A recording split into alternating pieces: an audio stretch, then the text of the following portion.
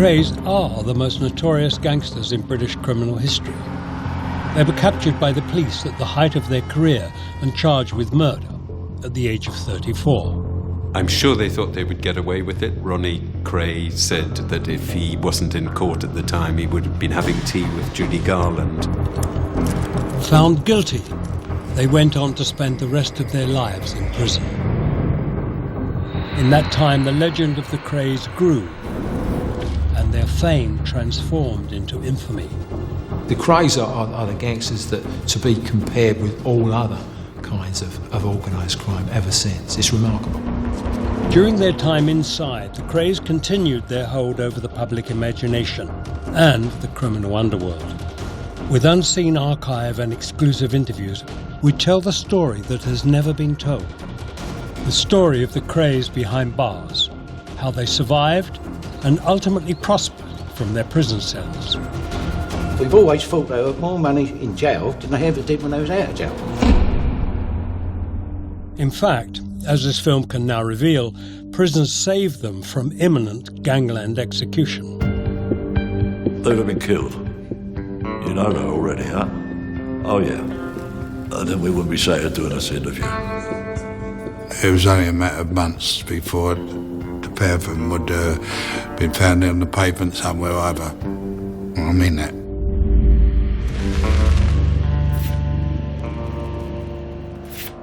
On the morning of May 9th, 1968, the Krays were at the height of their criminal career. This dramatically ended when officers from Scotland Yard, led by Leonard Nipper Reid, finally brought the Kray empire to its knees. The 34-year-old ex-boxer brothers, Reginald and Ronald, came here with flying squad officers at 6 o'clock this morning. They were in bed when the officers called to their home in Shoreditch. The first I knew about it, funnily enough, was from the newspaper the next morning. My husband said, the Krays have been arrested. I said, oh, well, they've been arrested before. You know, why is it on front page of like 4 or 5 newspapers? He said, no, this is very serious. They've been arrested for murder. This wasn't the first time the twins had been arrested. In just the past 3 years, they'd been charged with menace, and even with the murder of fellow gangster Frank Mitchell. Both times they escaped justice, thanks to their friends in high places. What are you going to do now that it's all over?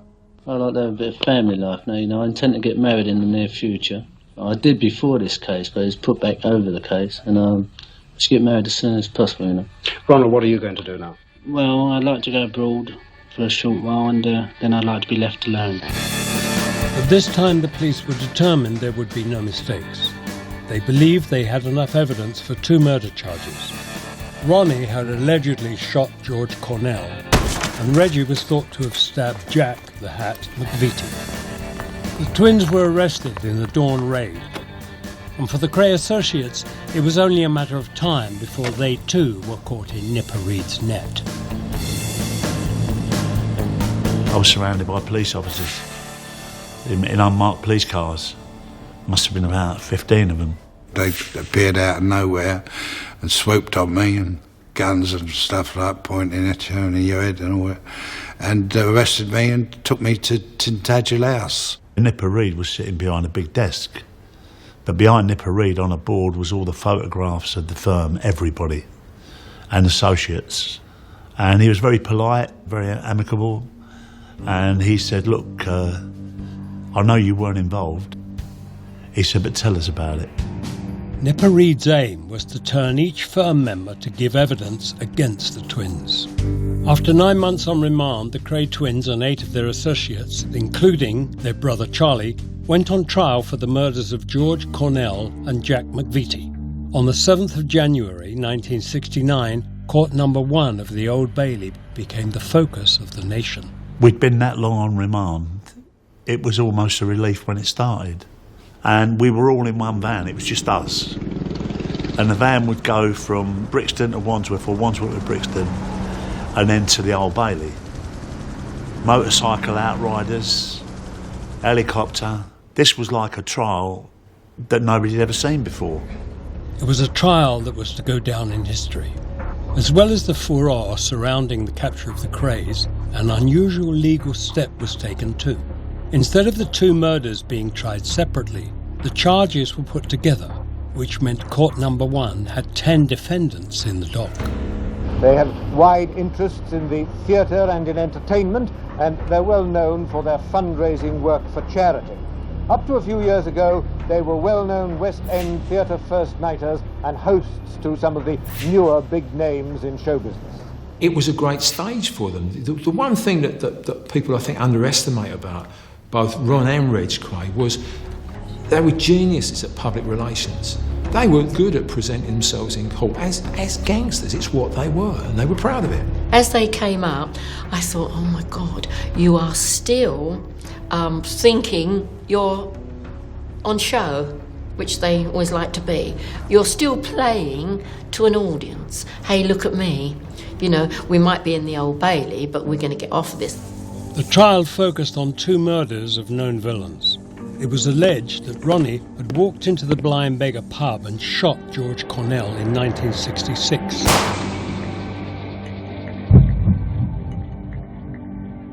And that Reggie had stabbed Jack McVitie to death 1 year later in 1967. It was the chaotic murder of Jack the Hat that gave the police the opportunity to start compiling evidence against the twins. They just kept rolling over one after the other, you know. But nothing surprised me at all once they started rolling over. Then a lot of them did, you know.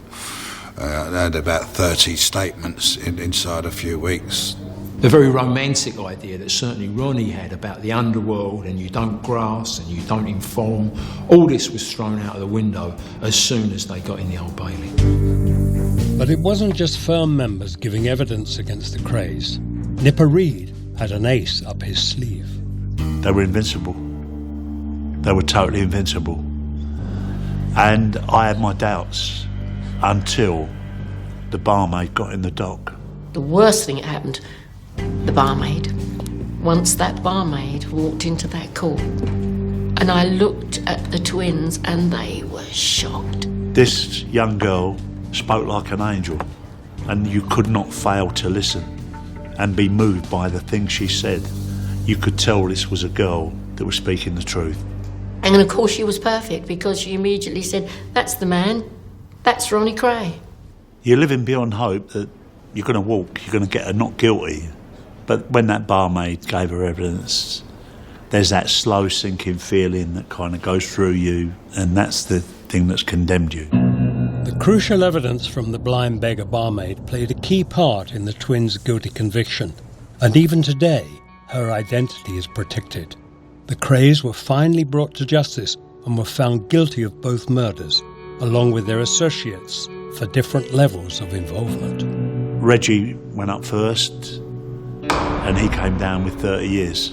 So we know what we're dealing with. We know this is serious business. Ronnie was also given 30 years. Freddie Foreman 10, Charlie Kray 10, and Chris Lambriano 15.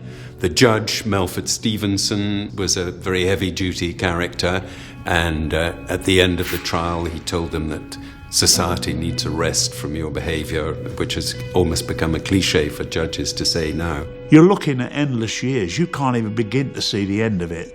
And then you think, where my loyalties lie? What am I going to say to my daughter?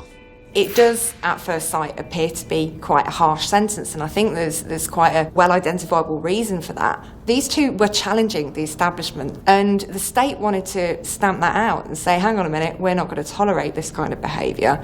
And they were held up almost as an example for others to not, get involved in this kind of thing, because this is what would happen to you. The Kray firm would serve a total of over 110 years behind bars. The twins had been sentenced to life in prison, and in their case, life meant life. Their violent crimes and notoriety meant Ronnie and Reggie Kray were viewed as the most dangerous men in Britain, and the police were taking no chances when transporting them and their associates to prison. We went up with an escort of all Jaguar squad cars, about 6 tallying us up, and on every flyover there was coppers on the top of the flyovers, like with the walkie-talkies and that. And it was mad, it was. The prison system at the time was coming back from a period in which it had really been ridiculed and made fun of because of all the escapes that had happened in the previous decade. It wanted to kind of assert its power and its authority, so there would have been a lot of anxiety around receiving these two. We were classed as the worst of the criminal element in prison, so we were all kind of double category A. So instead of having us, you know, in amongst the general population, they got these special units. Your Category A prisoners would go to a prison within a prison, essentially, where it was felt that they would be able to be contained and there'd be less of a risk to the public and other prisoners. And they called it the submarine because it had low ceilings and they reinforced all the cells and bars in the window. You couldn't see the daylight coming through the windows, and the doors had so many locks and bolts on them you wouldn't believe it. Initially the twins were separated. Ronnie went to Durham prison, Reggie to Parkhurst. It was a far cry from the life they'd left behind, the whirlwind of glamour and celebrity in London's West End they had cultivated at the height of their fame. But when you're first given it, it's just numbers. You walk in that cell and you've got your bare cell equipment in there and you're looking at a concrete tomb. And it don't hit you the first night. It don't hit you, you're just banged up. And then you think, I've got this for 10 years, 12 years, 15 years, 30 years. It's just complete boredom, you know. When you live in that close proximity, there was more rows and fights in there than there was in a wing with 300 prisoners. But he'd never come out and mixed with anybody. But yeah, he really is in his own little world, you know, his own shell. Thanks to the efforts of their mother, Violet, the twins were reunited when Ronnie was transferred to Reggie's prison, Parkhurst on the Isle of Wight, known as the British Alcatraz. You'd have IRA terrorists in there, some bad child killers who nobody'd speak to, people who were just very violent, and people who were notorious, like Ronnie and Reggie Kray. You live a day at a time. You don't serve a prison sentence, you survive a prison sentence. So all this myth about the Krays, you know, tough guys, they was the same as any other prisoner in there. As for Ronnie and Reggie, their new life had no discernible end in sight. The joke used to be in prison, if someone got lifed off with a recommendation, they go, when's he getting out? We go, the Tuesday after the Krays. Right? That was the joke in prison. In other words, they ain't coming out. Was it worth it? Where is the money now? Where is the glamour now? Where is the excitement now? But it was the money, glamour and excitement that drove a young Ronnie and Reggie to a life of crime. In the post-war years, they were two young lads from an impoverished East End of London with something to prove. In my world, you was either a footballer or a boxer, or you was a criminal. Did I think about the consequences when I didn't? No, I didn't. I wanted what I needed. I wanted what other people had. And if crime was the way I got it, then so be it. Their activities included extortion, protection and fraud, all grown out of operating snooker halls and clubs in the East End. The twins' violent reputation was soon noticed. They were talent spotted by West End gang leaders as natural successors to a more glamorous lifestyle. They came just after the people who were running organised crime in central London, Billy Hill and Jack Spot. And they were the next generation, and I think both Hill and Spot saw them as the young pretenders coming along. But whereas on the outside they'd been all-powerful, behind bars their authority was quickly challenged. On one infamous occasion, Ronnie flew into a rage with a fellow prisoner when he refused to give the Kray twins some privacy. Now, in all prison wings, it's very hard to find weapons. And in Parkhurst's security wing, it was virtually impossible. So the only weapons they could find were 2 sauce bottles they had. So they emptied the tomato sauce out, wrapped the bottles in a towel and broke them, and now they've got the top of the bottle with very jagged shards. So, cut to the following morning, Grantham's lying in bed because he didn't get up for breakfast. Suddenly the door flies open. It's Ronnie. He runs in, he jumps and sits on Grantham's chest and starts slashing away at his face with a broken glass.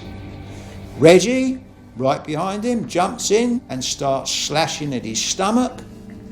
They had a hanger-on the firm called Neil Adamson. Bit of an idiot. He came running in. He'd made a spear. He had a broomstick with a bit of glass taped to the end, and while they were slashing him open, he was stabbing him with the spear. Despite fighting in unison, once behind bars, Ronnie and Reggie found it hard to coexist. They bickered and argued all the time, plus, because it was the twins, there was always a few people who were a little bit lively that fancied themselves.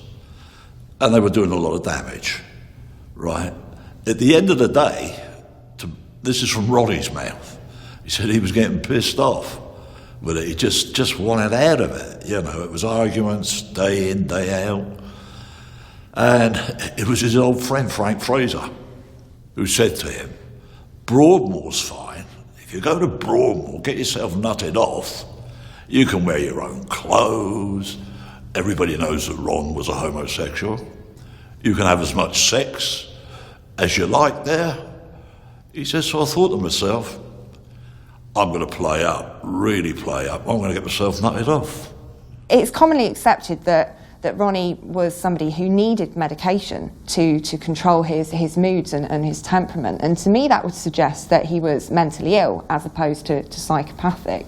So here was somebody who, without medication, would become very upset, very anxious, very frightened on occasions. When I heard that he'd gone to Broadmoor, I thought, good. I thought he'll be better. He'll have his treatment. He'll have a room to himself. He'll be allowed to do what he wants. He'll be allowed to wear what he wants, which would please him greatly. He's allowed to have all the visitors that he wanted. Ronnie's status switched from prisoner to patient under the Mental Health Act. In Broadmoor, you are a patient, you're not a prisoner. You're a resident, you're not an inmate. So the kind of labelling that goes on does change your self-concept a little bit, and it's quite clear that Ronnie got on better in that environment than he did in the prison system. Once the twins had been separated, one thing became abundantly clear. Their relationship was hugely complex. There was an affinity between them two which was unbreakable.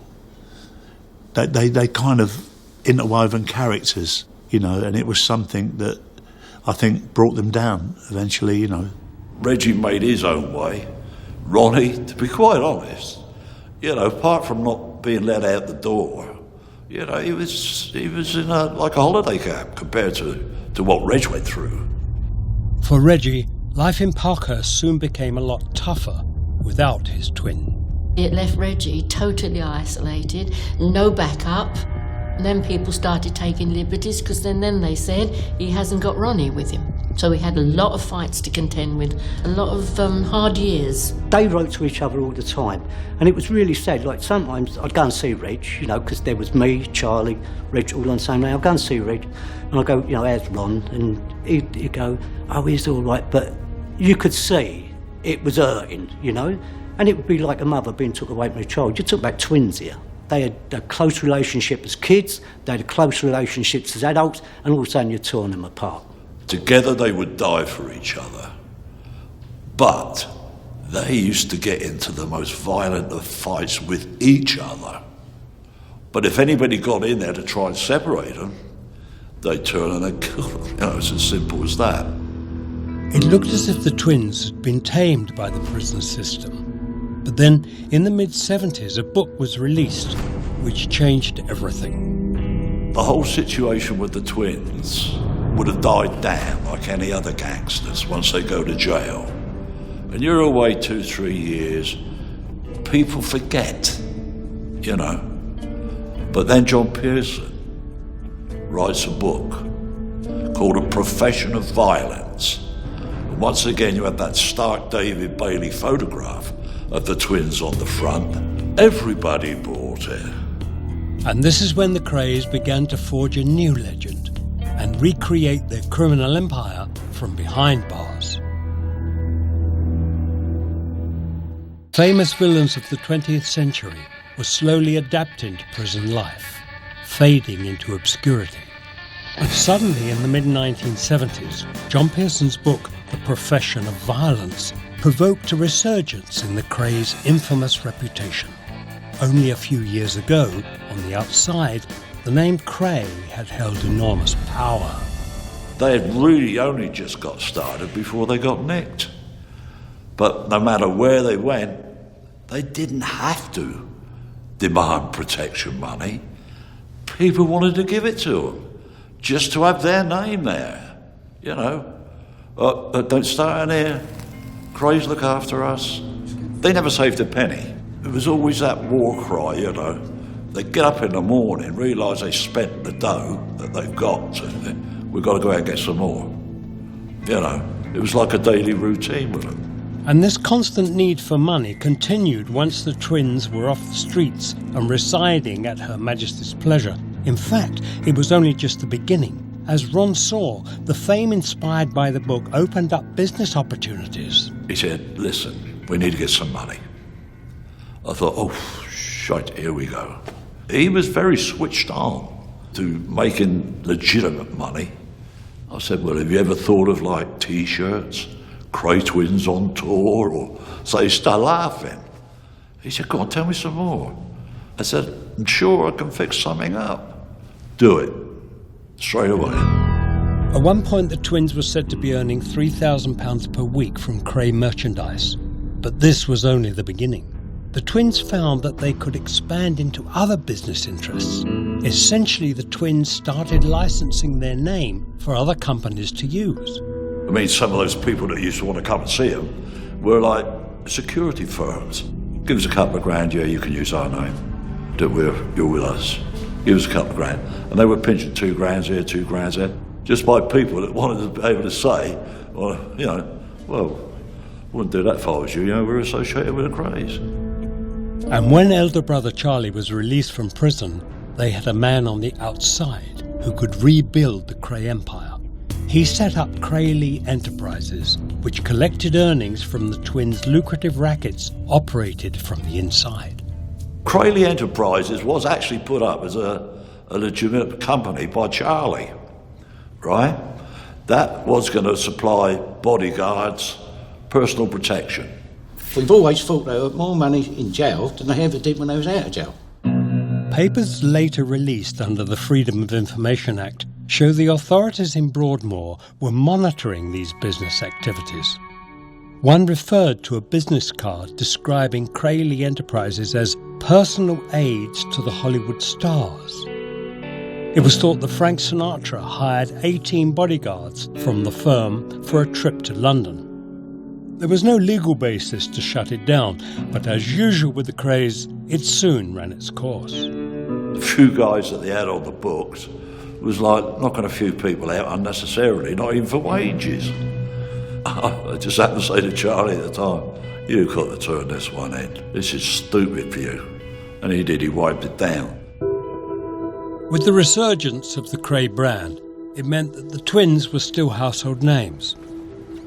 In 1982, one of their most personal moments became the most public. They received the devastating news that their beloved mother, Violet, was dead. It was very important to them. They were very close to their mother. It was very important for the general public because it was open. You could go along to the funeral. Reggie, I remember, was furious about the funeral because he said they handcuffed me to the biggest prison officer they could find, and they did that on purpose to humiliate me, to make me look small against this big guy next to me. This exclusive footage from inside the church was filmed by a friend of Charlie Kray. It has never been seen on television before.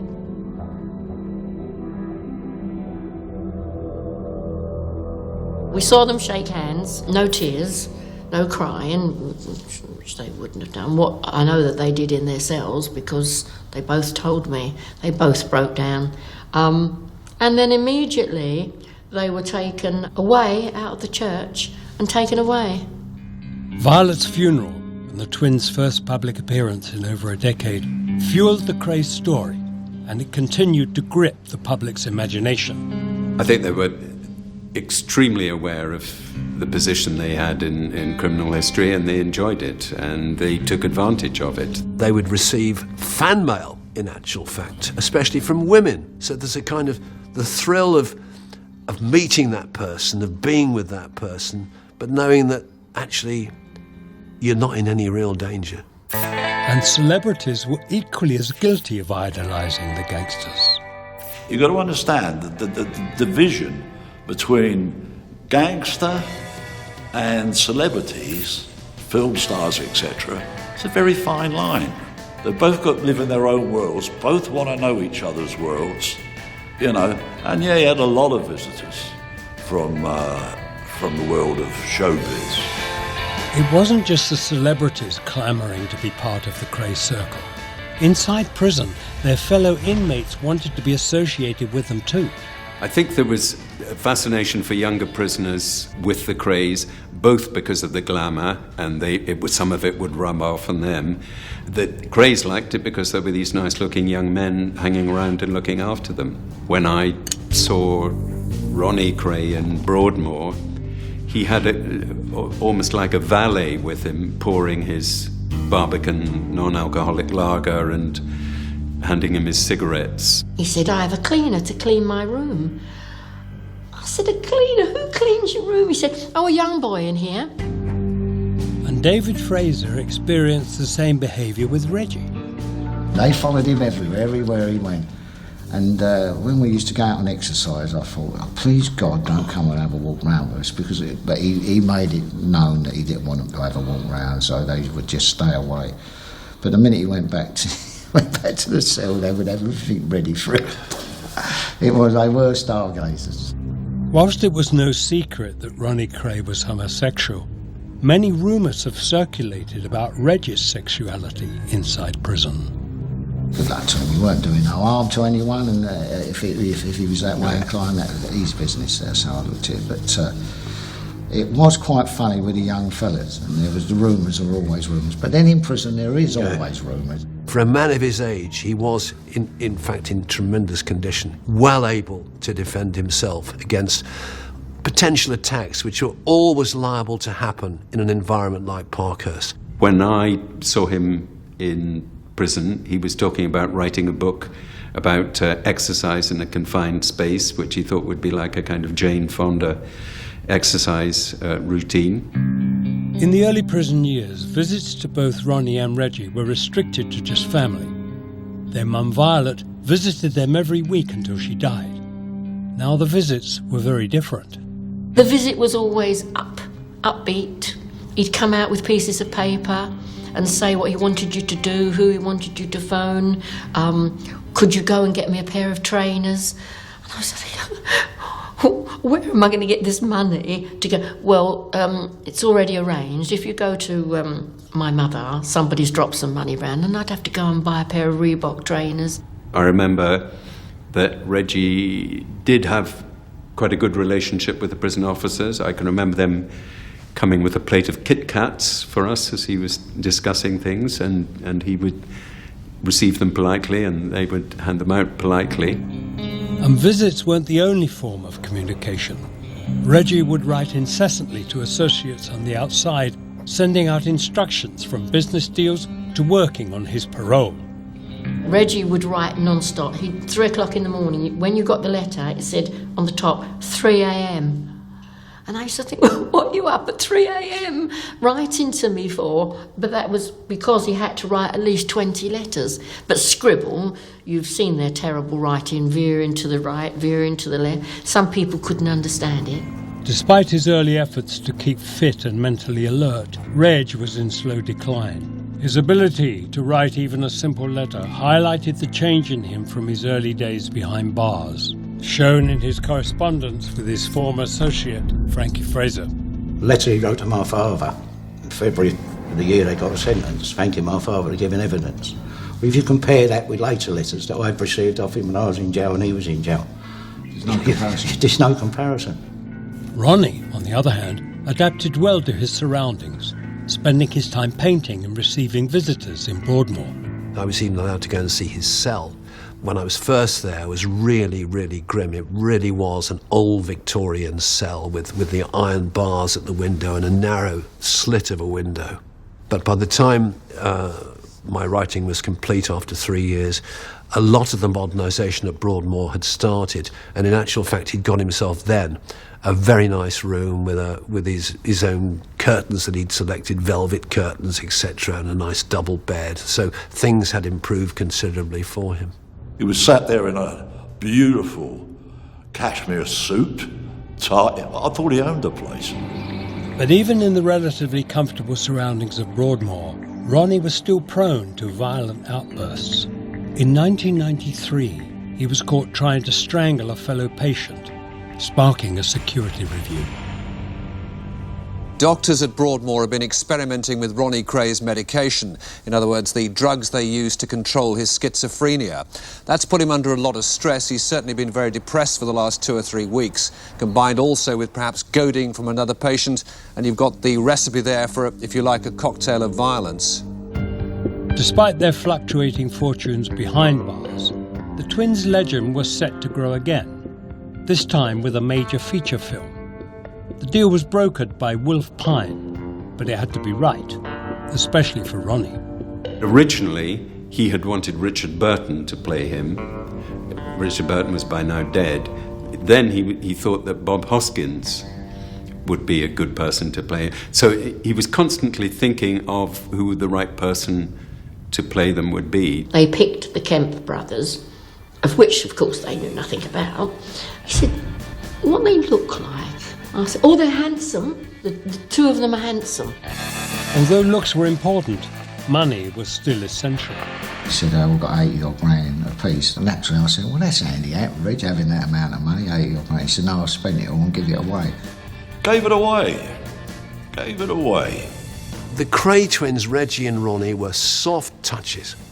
People would write to them and say, often quite genuinely, I'm sure, my son, you know, he's terribly poorly, he's dying. They would never say no. They would never check it out. They would, if someone said, I need £5,000 because I've got cancer, I need special treatment, they would say, right, pay them. Money was easy come, easy go for the twins. Freedom was much harder to achieve. Twins grew older, they established a new way of life. Ronnie and Reggie had their books and a film deal. The money was less and less important to them. Now all they needed was their release. And Ronnie took drastic steps to make this happen. Even though Ron was openly gay, he surprised everyone when he decided to get married in Broadmoor. He had this dream, this vision of freedom. And Ronnie, I think, always believed that one day he would be free. And I think that's also why he got married. His mind was alert enough to know, like, if I can convince the authorities that I'm sane and I'm no longer a danger, I'm not homosexual, I'm in a proper man and woman relationship, that I'm sane, I'll get out of this and then I've got a chance of getting out. It was a plan that was clearly in Reggie's mind too. He asked Maureen to marry him on 3 different occasions. He said, I've asked her to marry me.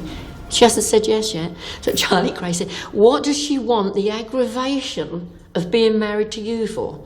You already give her enough to do, buying this, buying that, go and see this one, write this letter, keep up the parole for me. In 1985, Ron married his first wife, Elaine, a friend of Maureen Flanagan's, who had been writing to him in Broadmoor, and who Maureen took with her on one of her many visits. He said, are you all right, Elaine? She said, yeah, I'm fine, Ron. He said, right, well, now, are we going to get married or what? Just like that. And she went and looked at me, and Ronnie said, what are you looking at her for? It's me you've got to answer. Yes? She went, you're okay? He said, all I wanted you to say, yes, because I'm going to get the son involved because they'll give us a lot of money. I thought, oh my God, please don't tell me you're just doing this marriage for the money. So I said, have you spoken to someone at the Sun? He said, yes. And I'm going to get 20 grand. After 4 years, in 1989, Ronnie divorced Elaine so he could marry his next wife, Kate, a kissogram from Kent. He's a real gentleman, one of the old school. There's not many of them about. But what sort of marriage will it be, as far as you're concerned? I mean, how often will you see him? Well, I see him twice a week. I'm in contact with him every night, because I ring him every night. That's all, really, just twice a week. Ronnie's marriage to Kate was more or less it was almost a show business affair, and he was actually allowed out of Broadmoor to a local hotel to marry Kate. And several other gangland figures were there. Wedding was over, they had a kiss and a glass of champagne, and it was back inside to Broadmoor. And what about the future? How do you see the future? Well, it'd be nice if they let him out, and hopefully they will. But if they don't, I'll take what I can get. Again, the marriage didn't last, but the stories kept the Kray name alive. By the early 1990s, the Kray twins were cemented into popular culture. The twins, although separated, continued to visit each other on an average once a month. However, the strong bond between them was finally broken forever on March 17th, 1995. Ronnie died suddenly of a heart attack, leaving Reg devastated. He was in a different wing to me, Reggie, and when I heard the news that Ronnie had died, he was in pieces then, and they let me go over and see him, and it was just talking and reminiscing, and and then he'd have a little cry, and then they'd let me stay there right through the day with him to keep him in company. I wrote the obituary for Ron Kray, and I was just struck by the reaction of the media that they became fans.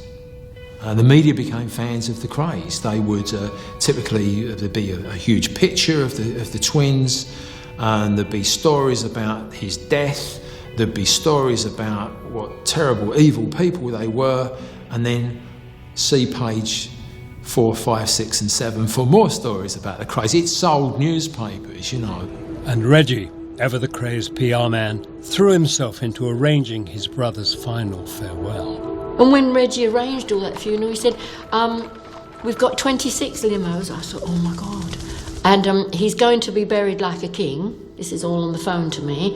And I want you to be the person in the church that seats the people. I thought, oh God. My brother Charlie and I will ensure that he has a good, decent funeral. He's going to be buried at Chingford Cemetery, where my mother and father lay. We will be giving it to the national press so they can inform the public and our friends. There was a service in East London, and they read a bit of Invictus by Henley. I think we had My Way sung. It was an enormous event, and then it went out to the cemetery. That's when Reggie arrived with the prison officers. It was the scale of it that was extraordinary, and people like Frankie Fraser sort of waving to the crowds as he drove through as part of the funeral cortege. You had lots of men in dark glasses and suits embracing each other. Back in the 60s, the idea of men embracing each other at a graveyard would have been, oh my God, no. But it now was like a scene from a Godfather film. Ronnie's funeral provided an opportunity for the next generation of London's gangland to mix with the old guard.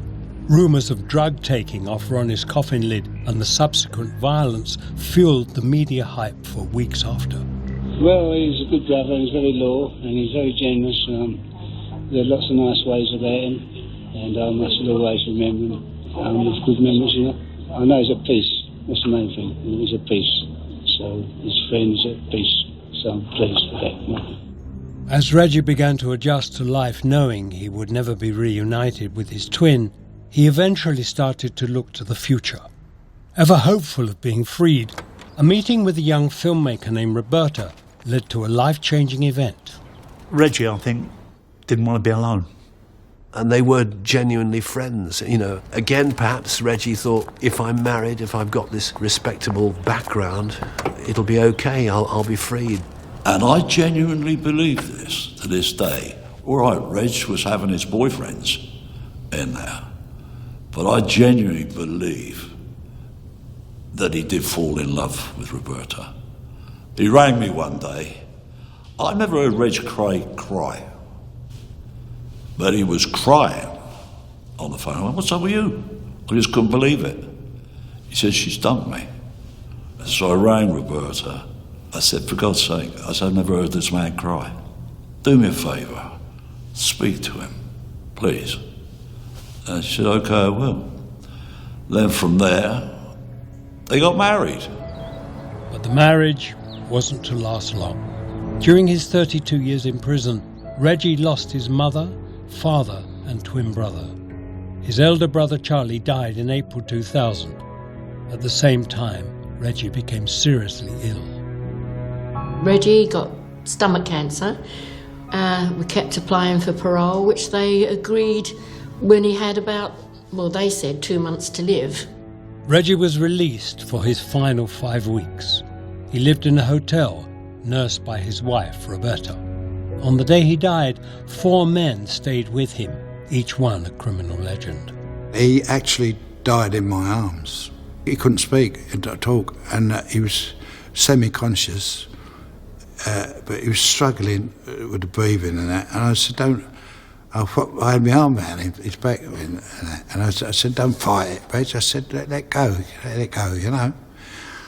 So I see another time, another place. I said, you know, and I'll come over a bit emotional because I'm a bit emotional person. And I took my arm away. I said, he's gone. I said, he's gone, you know. And Joe Powell and Johnny Nash stayed there. And I said, he's gone.